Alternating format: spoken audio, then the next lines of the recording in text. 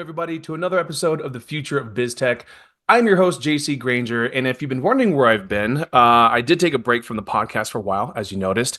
I started a nonprofit foundation for veterans, and that took a lot of my time, but I have a great staff now, so coming back to my passion, and I'm kicking off this new season with Wibe Wagemans, who is the founder and CEO of Patomy. Uh, Wibe, tell us a little bit about who you are and what it is that Patomy does. Yeah, thanks for having me on the show. And I'm Dutch. Moved to the Valley a long time ago, and this is my seventh startup. So it's been a roller coaster, ups and downs. And You yeah, said I'm you're out in excited. the Bay Area, right? In that valley? Correct. Yeah, Yeah. and it's funny. I got first exposed to neural nets, over 30 years ago, and I didn't understand them then. I still don't understand them, but it's kind of fun to see how it's been evolving, and the AI winters and summers that we've had, and now there's so much happening, and it's hard to keep up, especially the last few months. The speed of innovation is absolutely insane. Yeah. Yeah. Well, let's talk about that with you guys. So, I mean, walk me through. How about this?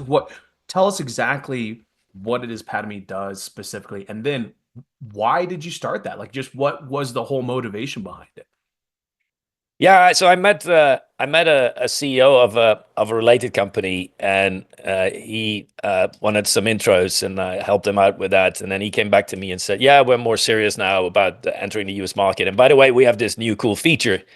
And so we put millions of consumer reviews from e-commerce sites, and we put them on the LLMs. And like the light went on, and I was like, "Holy crap, that is insane!" Like there must be 20 companies out there doing that right now. And the weird thing is, he said, "No, nobody's doing that." And it's the funny thing is, if you look at all the AI companies that are coming out of the woods right now, whether it's Y Combinator or anything that's getting funded, most of them don't really have a moat. They don't really have a barrier of entry where the LLMs might catch up with them. Maybe not in 6 months, but they might catch up with them in 2 years or 5 years.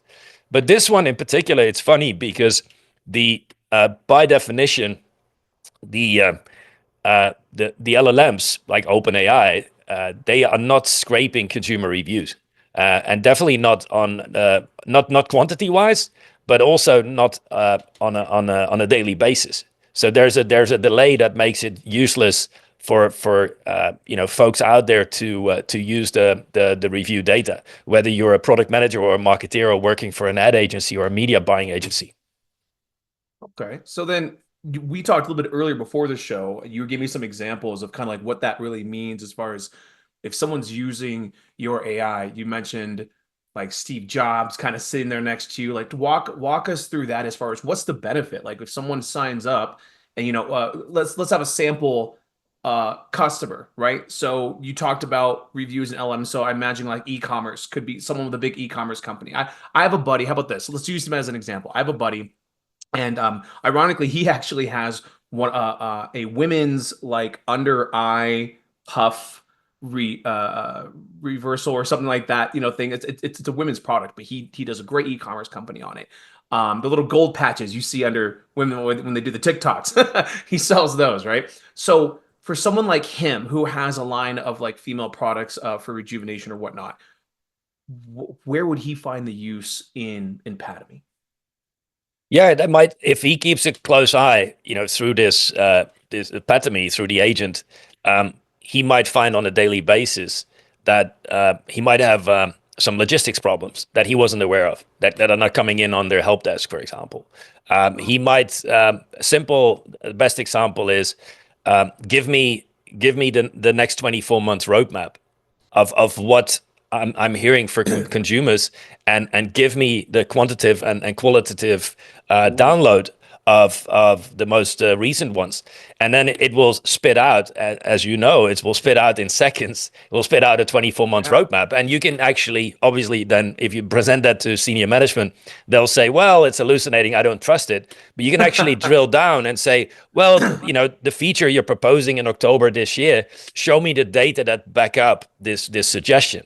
So you can Yeah. you can actually validate that. But it's another example is he can optimize simple description on the e-commerce sites. So he might think that it's totally optimized for SEM, SEO. He might think that its description on his on Amazon or any other e-commerce site is totally is very very appealing. But then what we found is if we do A/B testing, we found that something as simple as writing a product description with the input from the consumer reviews makes it better, because you start using not only words that consumers want to hear about your product, and the Yeah. environment, and the emotions that come up. What emotions are coming up when they use your product? It's hidden in those millions of reviews, and it will automatically suck those out and serve those up. So what we've seen is something as simple as improving your product description with this agent makes total sense. And as I said, it's funny that the LLMs will get there to a certain point, but they can never compete because they do not have access to those millions of reviews.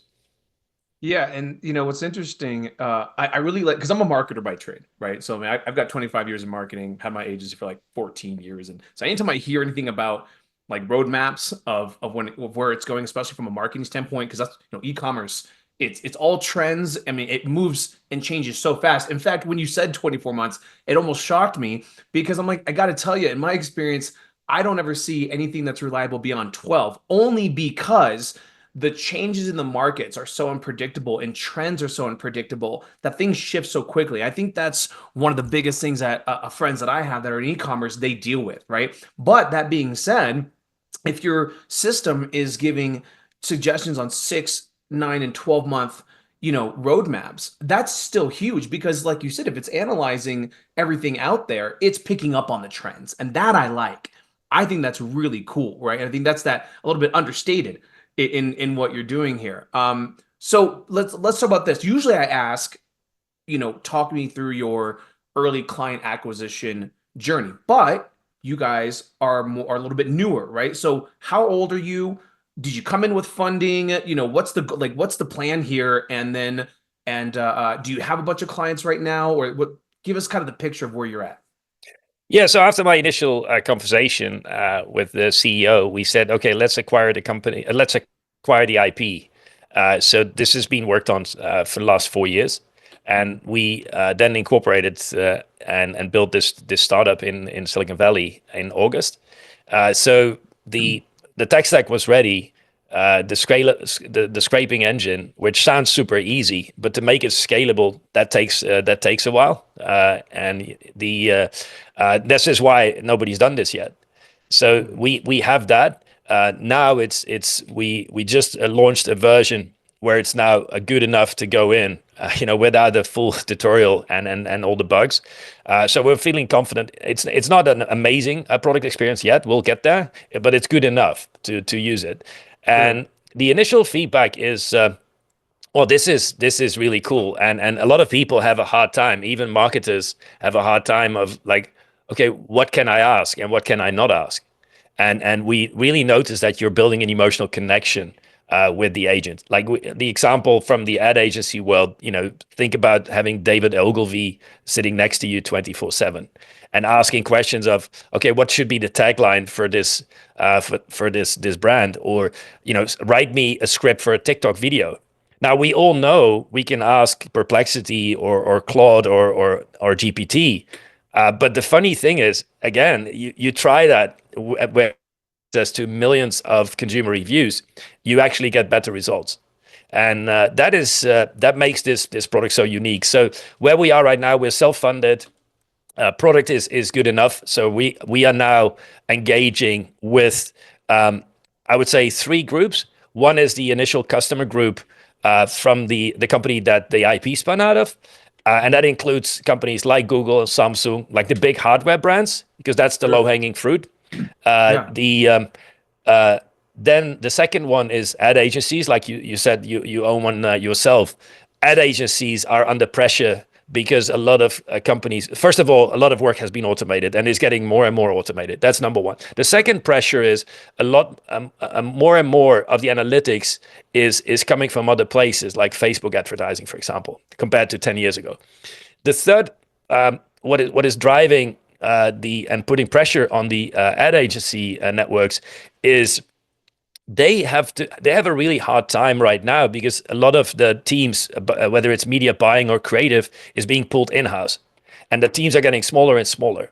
So that here's the beauty about Patomy, because you can imagine if you give for an ad agency, whether it's an ad agency with 2 people or 20,000 people, it makes total sense to say this is the brand you're working on today.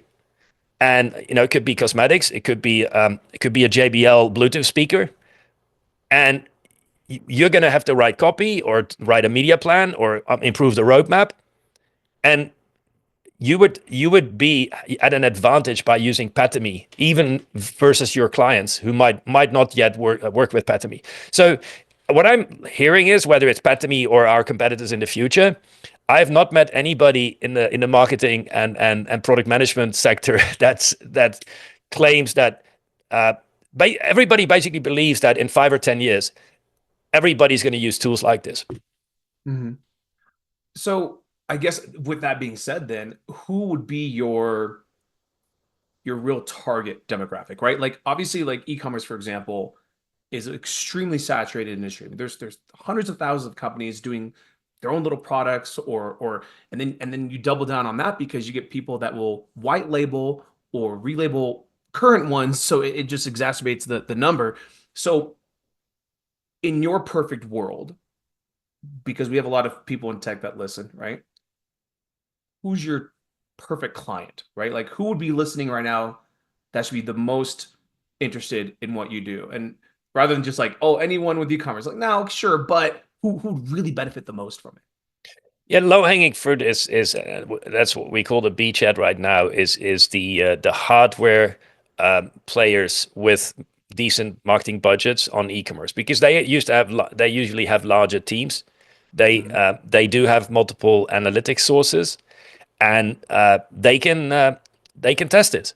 Yeah. So So this is kind of like a medium-sized, like you're not like startups might be able to use it, but you're mostly probably people who are established and players in their industry already would find the most use out of this initially. Yeah, because you're instantly competing with all the dashboards they have, right? Yeah. You Yeah. don't have to explain dashboard and analytics platforms. There's dozens of companies even listed on Wall Street that do that for them. Mhm. This is the opposite of another startup that gives you another freaking dashboard. Because I'm sick and tired of dashboards and analytics companies, right? I've seen them. I haven't seen them all, but I've now, and I'm not saying there's diminished value. This is radically different because it pulls from a completely different data source with in real time, Mhm. and it directly competes and sometimes complements, but in other cases completely contradicts the data that you're getting from the market. So, Mhm. but here's the funny thing, and I'm getting a lot of pushback where people say, well, you can't trust reviews. That is fair, but you can also try to filter that and ask control questions. So at the end, do you really want to argue? When you look at consumer reviews, you usually get, if it's 1 to 5, you usually get a lot of fives or ones, right? Rarely people will write a 3 because it's a Yeah, but waste of their time. the two, threes, and fours are usually the best feedback, Correct. right? Because a five is someone who just loved it, and that's great, but Yep. that doesn't help you change your product. Someone who Yep. has a one, they probably had a bad experience with it, didn't do something that it probably wasn't even supposed to do anyway, right? They're Correct. mad about something. But those, I find the two, threes, and fours are where the real constructive feedback comes in. Qualitatively, yes. Quantitatively, you'll see more in the extremes usually. Yeah. But yeah, you're absolutely right. And what that means is that you can't argue with authentic consumer feedback. Hmm. And you could do all the focus groups and data analytics on Facebook, but this is, I think, different in the sense of not only can it give you answers that you might not you might not even be looking for, because we have a hard time, as I mentioned, to explain our value proposition even to chief marketing officers, because they cannot even comprehend the questions that they can ask. And you can Yeah. only imagine where this is going, right? We're in very Yeah. early stages where I might only be pulling in, reviews from the top 5 e-commerce sites for a JBL 5 speaker in the Mhm. US. This could go global by country. I can do price level analysis on a daily basis versus their competitors. They currently have to wait for 1 or 2 weeks before they get competitive price data. right? Mhm. There's so many use cases that are going to be think about. You might know that when you do a prompt on GPT, it will stop pulling in your conversations after 2 weeks through the transporters, Yeah. right? Yeah, the memory Correct. has a expiration date on it. Yeah, but that's critical. So if you're a product manager and you've been putting your trust into Patomy and you have an emotional connection and you're asking these questions every day and you get to know each other better, right? What is your role? What is actually your what type of product manager are you? What is your style that you want to be communicated with? And the interesting thing is that the this has persistent memory. So will it cost more tokens? Yes, but there's no reason why we can't pull in conversations that you had 6 months ago. So here is where you can really fight with the LLMs. So as I said, both on a data source perspective, by pulling in all these millions of consumer reviews in real time, but also because you have this persistent memory that the LLMs will not be, well, they might offer it in the future, but this is Sure. very much tailored to your role. Yeah.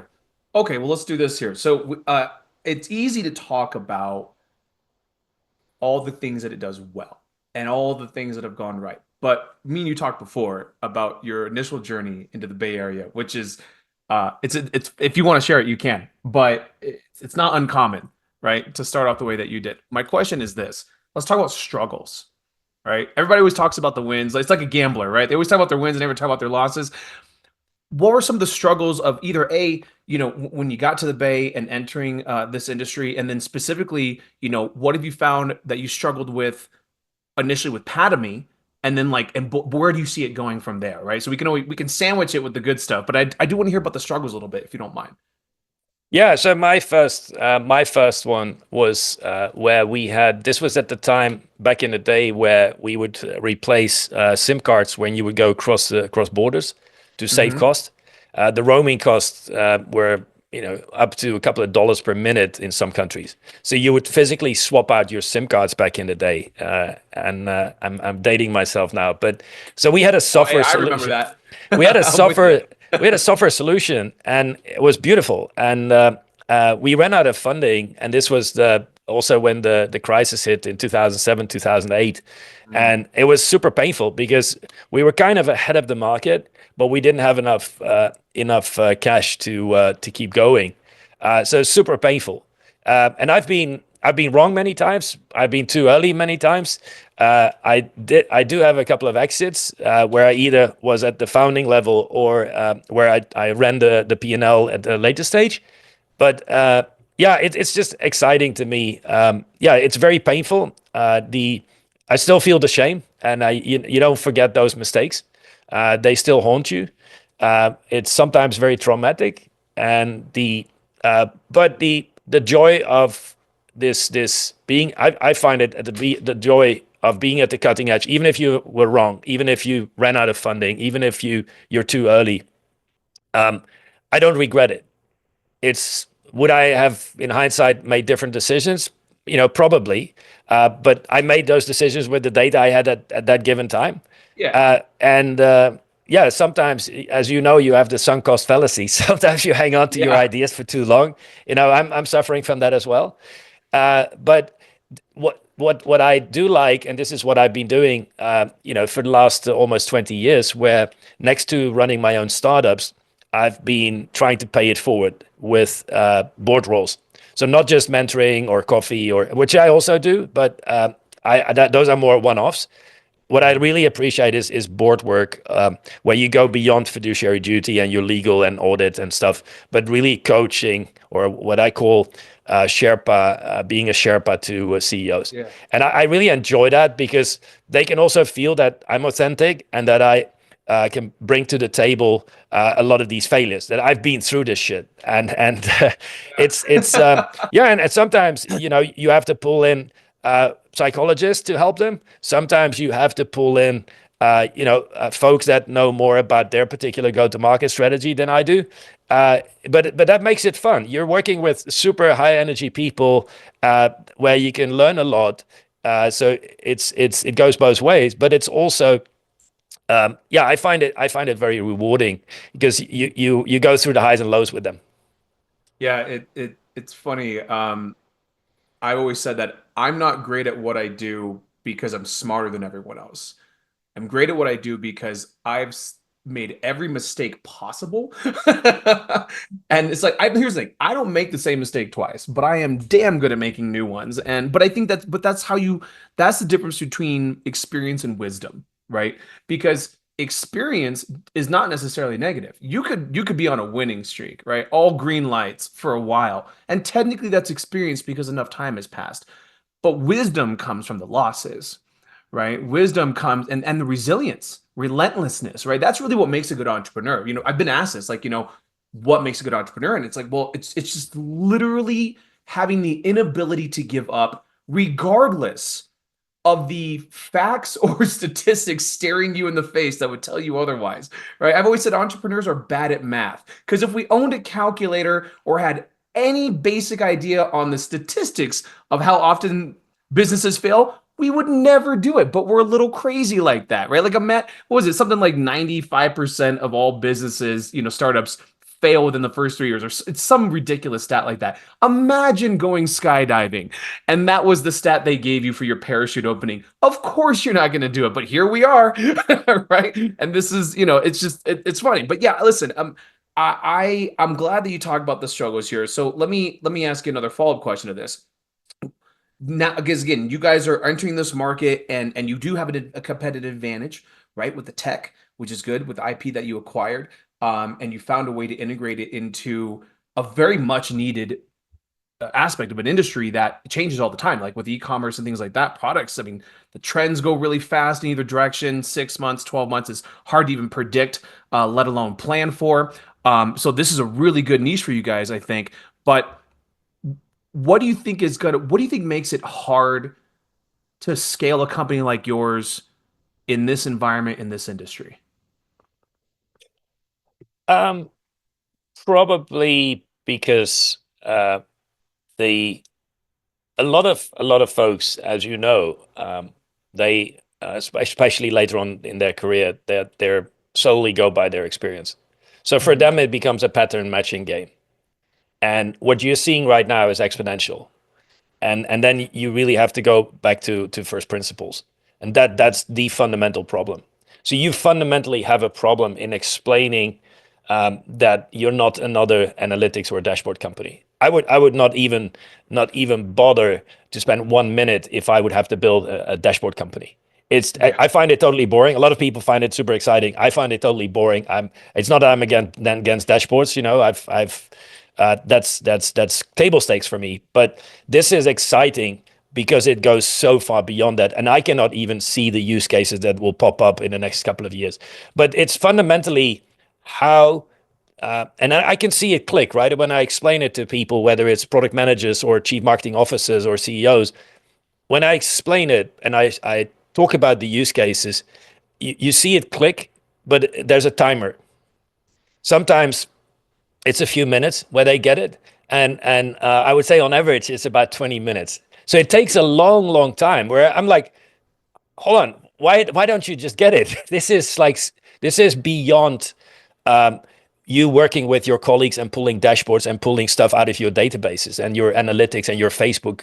It goes so far beyond that, and they have a hard time because they're pattern matching with their what they're used to and what the tools that they're using, that they have a hard time looking into the future like that, and that is a big struggle for a startup like ours. Perfect. Okay, so last question then, because again, I'm a marketing guy, right? So I always have to ask this part.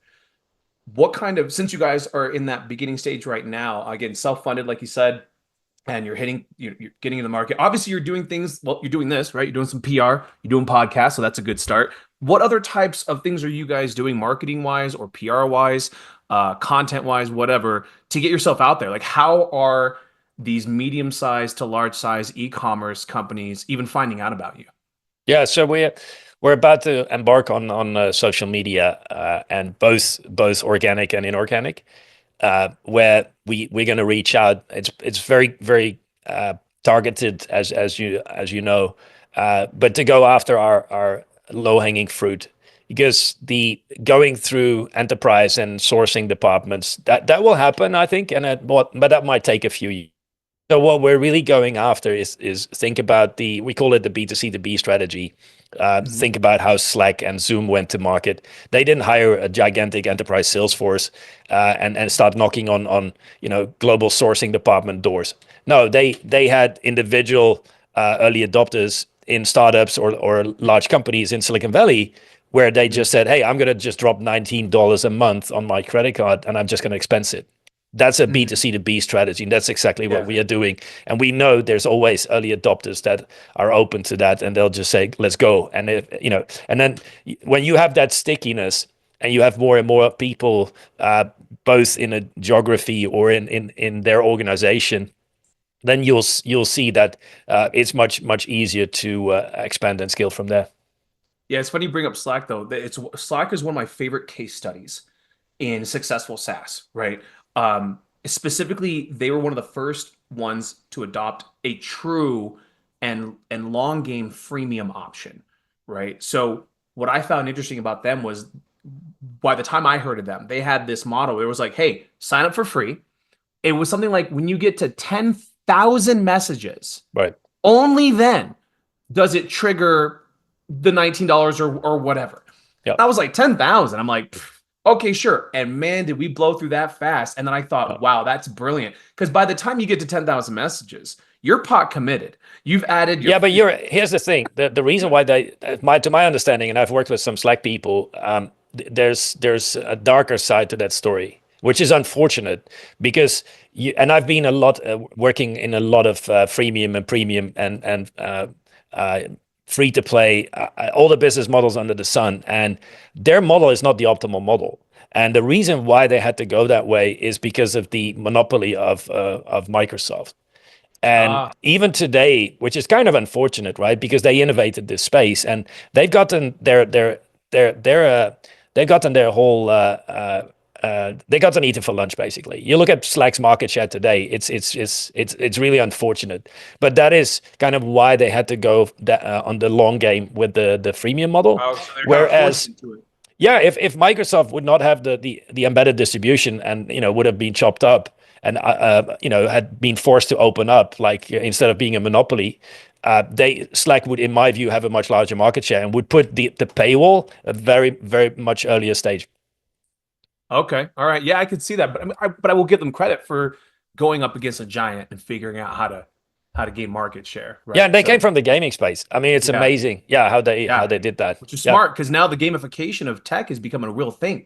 I'm starting to see that with a lot of things. Even you even complete your profile and it shoots confetti, right? Like, oh, congratulations, and a little dopamine hit. You're like, yeah. oh yeah, celebrating. All right, parting thoughts. What advice? I mean, you've been through a lot. You've been doing this a long time. What advice would you give to other, let's say, newer CEOs coming into the tech space? Like, if you like one or two things that absolutely you think that they should know? Yeah, it's based on openness, on the personality trait. So hopefully you score high on that big five of the psychology model. But apart from that, it's I always say, and I actually wrote a book about this. It's about transforming your blind spots into weak spots, and What's the name then of the don't. book? It's the secret of Silicon Valley. Okay, all And right. it was published in multiple countries. Did really well. The data in there is a bit outdated. Was written 5 years ago, but the conclusions are, I would say, even more valid today than they were 5 years ago. Because the reason is the power concentration in Silicon Valley is bigger now with the whole AI flow, and then the money is bigger than it Mhm. was ever before. But I would say that when you have an idea, or whether you're a startup CEO or not, what I would advise always is try to move your blind spots to weak spots by talking to as many people as possible. But don't be afraid to show your weakness, and don't try to move your weaknesses to strengths. Just acknowledge those weaknesses and then find people that can help you tackle those weaknesses. So build a very large network to cover those bases. That's I would say the best advice. I think that transition from blind spots to weak spots is even more important than a product market fit, or as we know, the jockey or the horse or whatever you're betting on. That is number one, the predictor, from in my view, of CEO founder success. Okay. Well, let me ask you a question here. Where can people who want to connect with you specifically, maybe because again, maybe someone is listening to this that thinks that this is the best thing for their company right now, and then where can people find your company itself? Yeah, they can go to patomy.com or ping me on LinkedIn. Okay, great. Well, listen, everybody, thank you so much for listening to another episode of the Future of BizTech. I hope you liked this episode. If you do, give it a 5-star review, like, share, all that fun stuff so that other tech nerds like you and I can find cool podcasts like this. Wibe, it was great to have you on the show. Thank you so much, and we'll be talking soon. Thanks for having me. All right. Bye-bye, everybody.